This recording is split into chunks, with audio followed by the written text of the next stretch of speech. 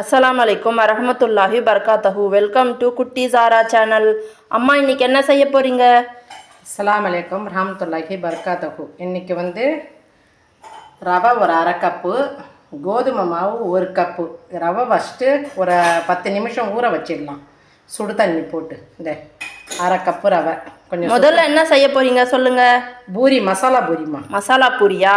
செய்யுங்க செய்யுங்க. இது அரை கப்பு ரவை. இந்த கப்பாலேயே ஒரு கப்பு கோதுமை மாவு எடுக்கணும்.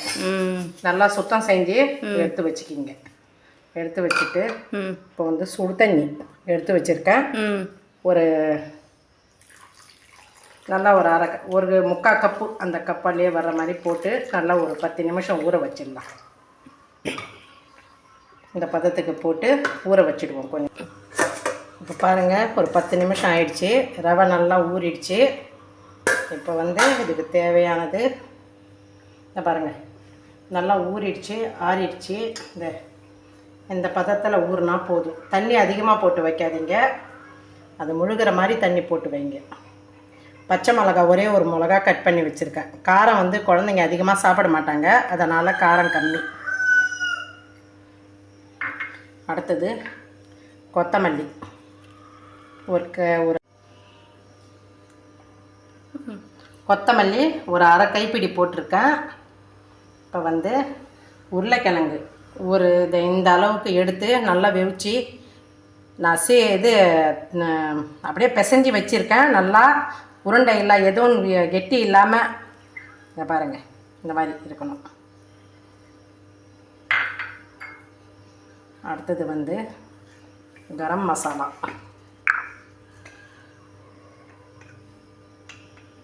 இந்த சின்ன ஸ்பூனால் ஒரு 1/4 ஸ்பூன்.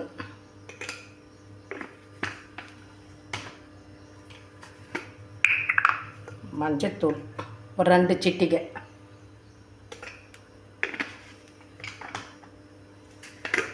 உப்பு தேவையான அளவு.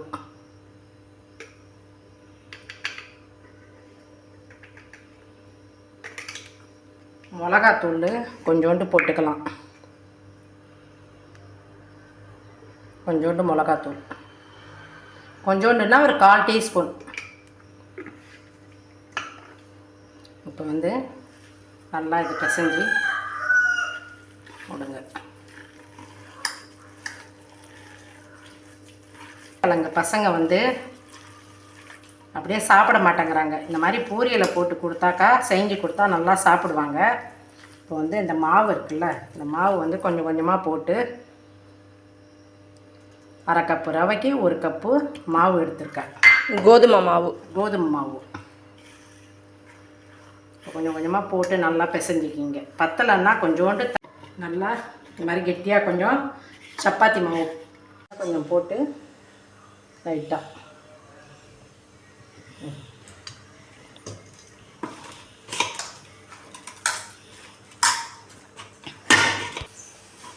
மாவு நல்லா சப்பாத்தி மாவு பதத்துக்கு வந்துருச்சு. உருளைக்கிழங்கு, ரவை, கோதுமை மாவு, இந்த மசாலாலாம் போட்டு செஞ்சு கொடுத்தீங்கன்னா குழந்தைங்க தொட்டுக்க எதுவும் இல்லாமையே சாப்பிடுவாங்க. அப்படி உங்களுக்கு செய்யணுன்னா சனா மசாலா செய்யுங்க, பன்னீர் கிரேவி செய்யுங்க, இல்லைன்னா தயிர் பச்சடி செஞ்சு வச்சு சாப்பிடுங்க, சூப்பராக இருக்கும். இப்போ இந்த அளவுக்கு எடுத்துக்கலாம் மாவு. இந்த அளவுக்கு உருண்டை எடுத்து பாருங்கள், மாவில் தொட்டு வச்சுருக்கேன். அழகாக லேசாக பிரட்டிக்குங்க.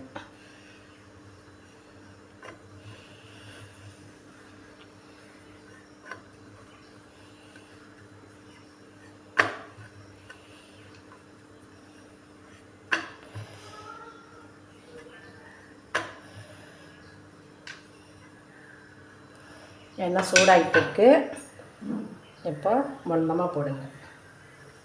பாருங்க, எண்ணெய் சூடாகிடுச்சு.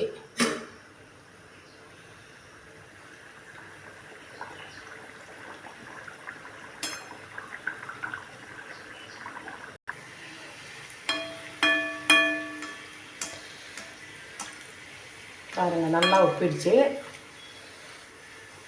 நல்லா சாஃப்டாக இருக்கும்.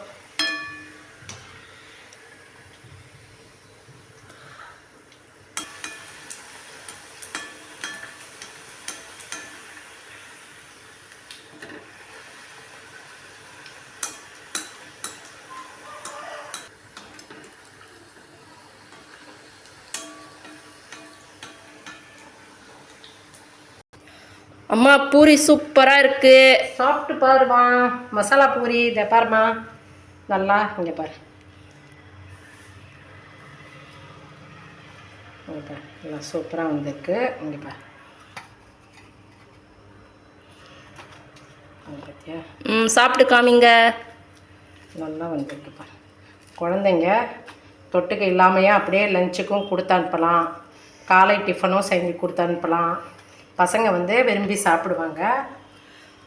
ஹெல்த்தியான ஃபுட்டு.